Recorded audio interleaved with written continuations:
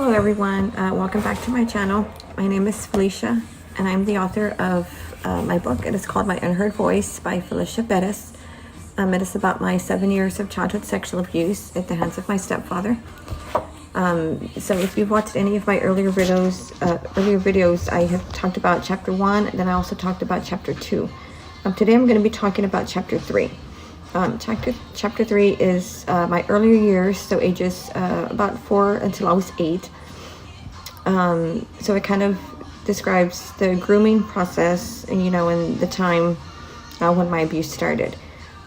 So I'm going to start off when I was 4. So this was before my mother remarried and before my stepfather came into the picture. So back in the Corpus Christi area, there was a big amusement park area. It was called Magic Isles. And, we would go there pretty often. Me and my mom, my sisters, and friends, we would go pretty often. We would go get on rides and, eat cotton candy and, popcorn and whatnot.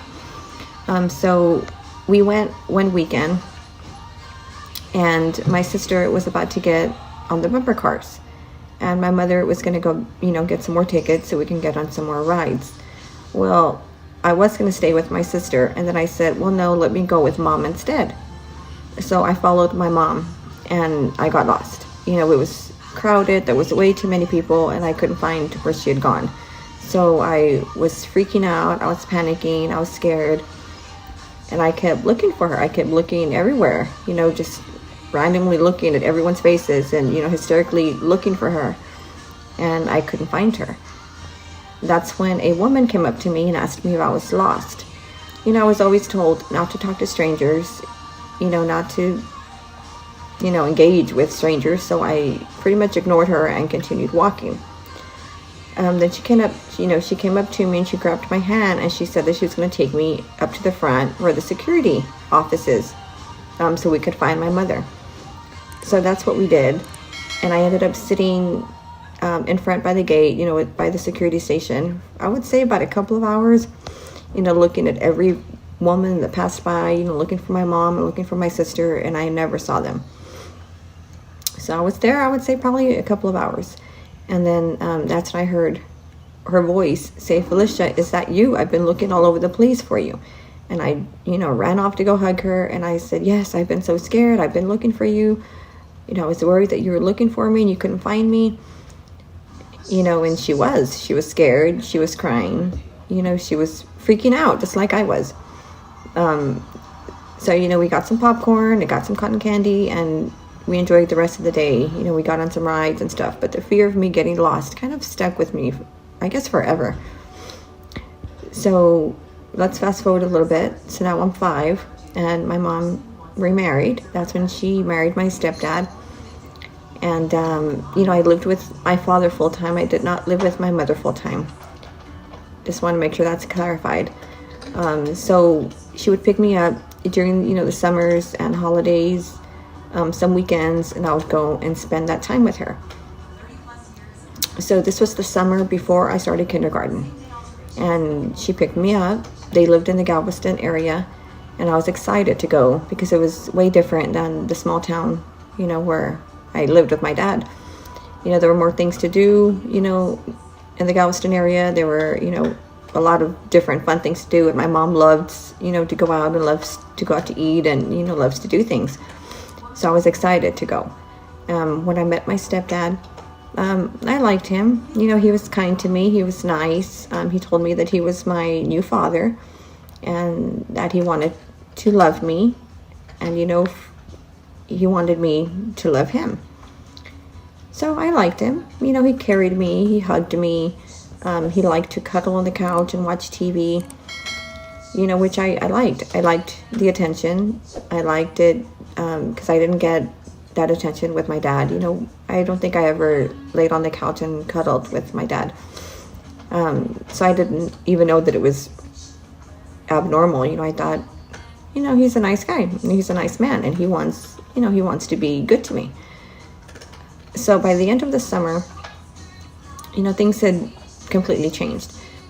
So I would say after a few weeks of me being there, I was taking a bath in the tub, full of bubbles. And he walked in and said that he was there to help me wash myself. He wanted to make sure, I was washing myself right. And he wanted me to stand up. So I did. And, he washed me from head to toe, front and back.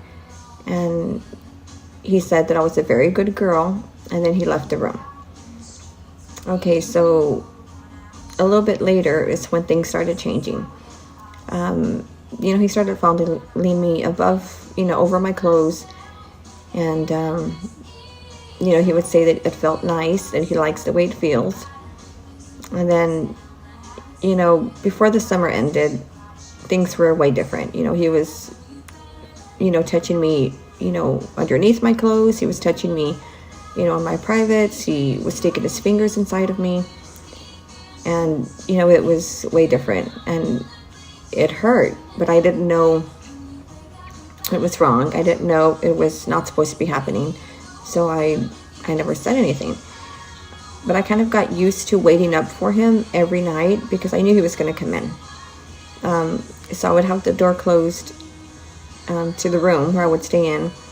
And, it would be dark, but I would hear him tiptoeing, right at the outside of the door. And I would stay awake all night because I knew he was going to come in.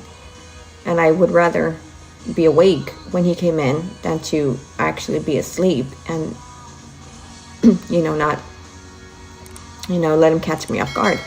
So I was always awake.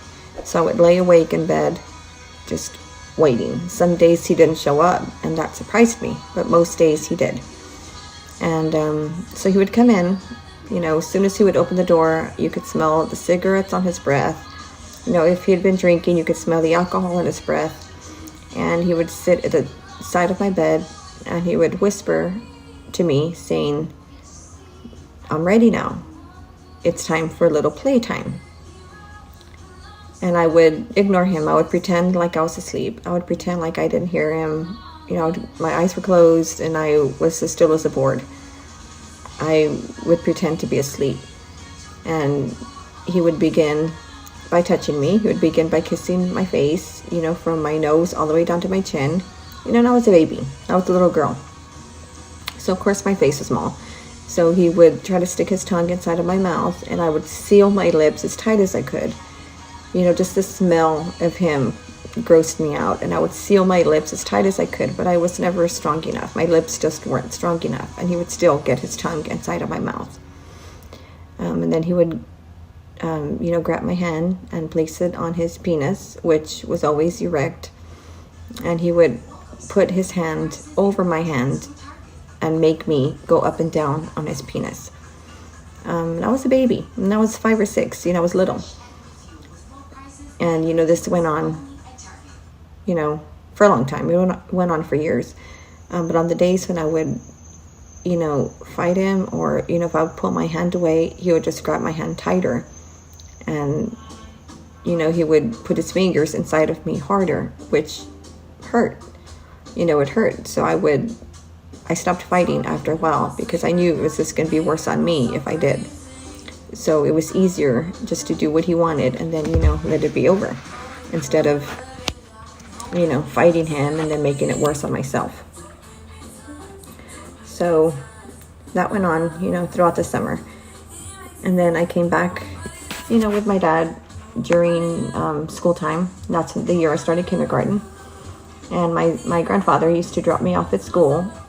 He used to have this, I don't even know what kind of car it was, but it was this long, old green car that we used to call the Green Hornet.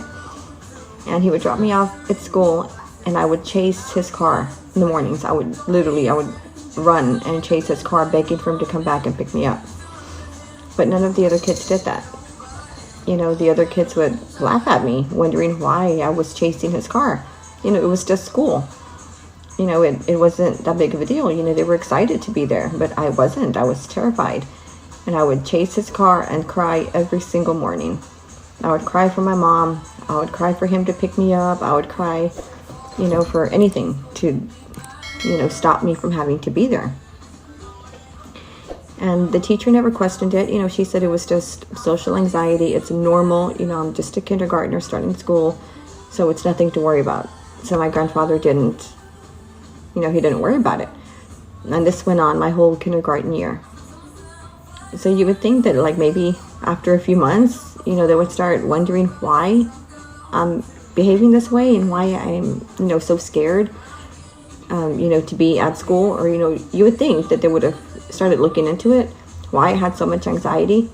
But they never did. They just thought it was social anxiety, for me, starting my first year of school, and that it would pass. But the whole year, it never passed. I was just always scared.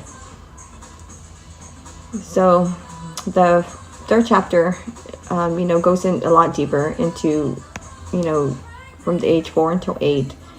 There's a whole lot more to share. I just can't do it all in one video. So if you do want to read my book, it is on Amazon and Barnes & Noble.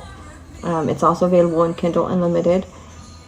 If you liked my video, I ask you to please subscribe or leave me a comment so I could know that my videos are, making a difference. My goal is to raise awareness, and I am trying my best to raise awareness. I just ask for your support and for your help, in making this possible. If you have any questions, please reach out to me. I'm here to help anybody. And have a good Saturday. Bye-bye.